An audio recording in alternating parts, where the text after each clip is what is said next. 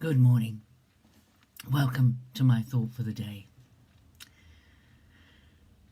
Today I'm thinking about the, in some ways, strange incident which happened straight after Jesus rode into Jerusalem, when he went straight into the temple and drove out all those who sold and bought in the temple and overturned the tables of the money changers and the seats of those who sold pigeons. He said to them, "It is written that my house shall be called a house of prayer, but you make it a den of robbers." This was the second time Jesus is recorded as having gone into the temple. That may be a combination of things that caused him to do this. He didn't always react like that when he went into the temple, but he did on that occasion, and it may have been because it was Passover week. And because of that, there were huge numbers of people in Jerusalem, all wanting to buy a sacrificial animal. And therefore, demand had risen, and maybe they were being overcharged because there were so many people wanting animals and birds for the sacrifices. And also there was a system there where you couldn't buy the sacrifices with ordinary money, certainly not with Roman coins.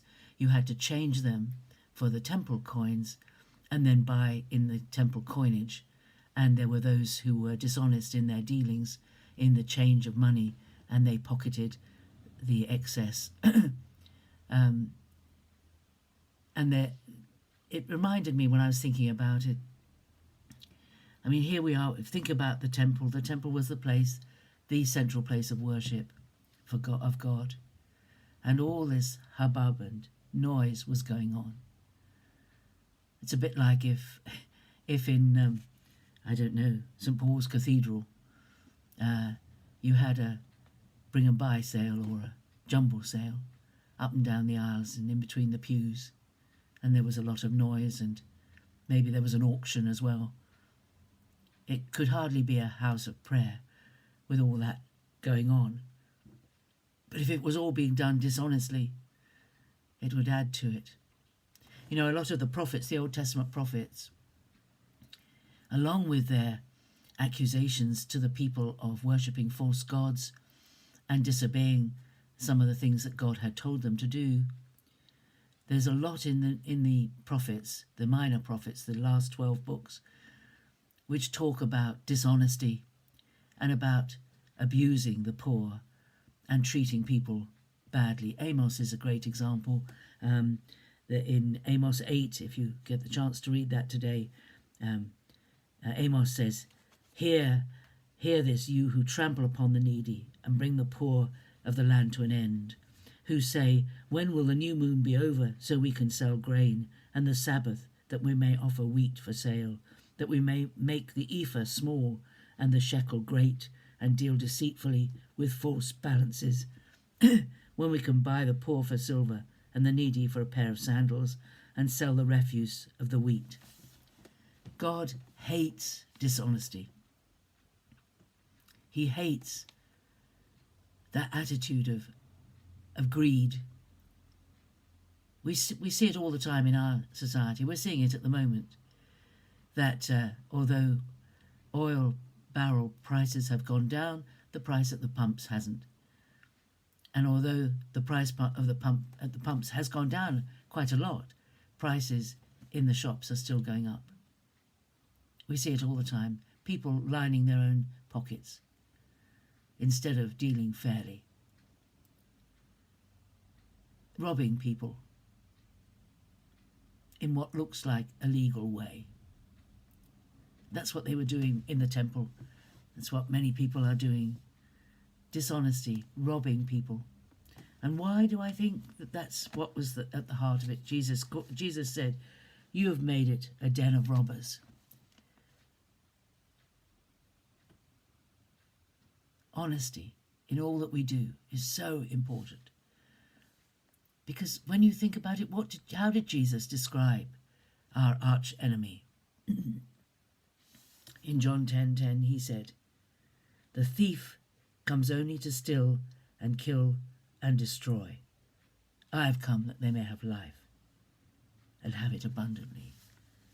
The thief, the ultimate thief,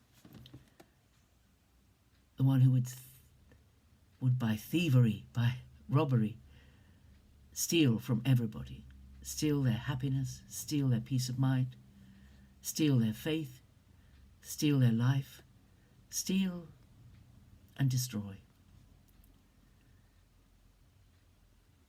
Because what does all this dishonesty around us in our world today, what does it cause? It causes anxiety. People who become anxious.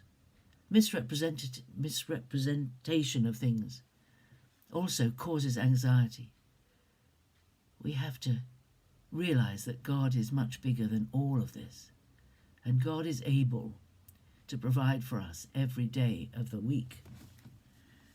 But there are times when we are dishonest, when we use a false weight or we charge more for something than we should.